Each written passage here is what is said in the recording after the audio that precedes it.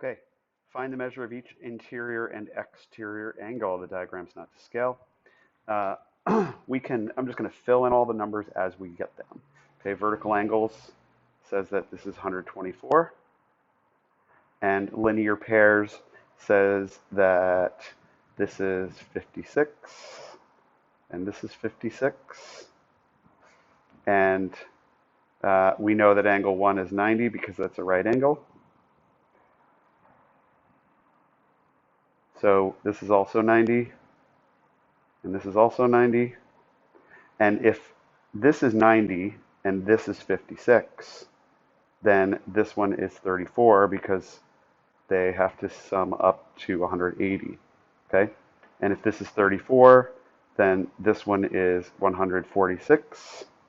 And this is 146 as well. So now all that's left is to just write them clearly in a list.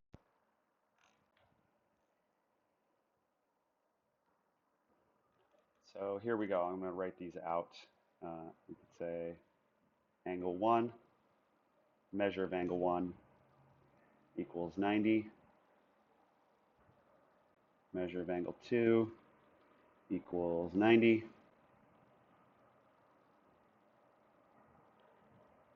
Measure of angle 3 equals also 90. Measure of angle 4.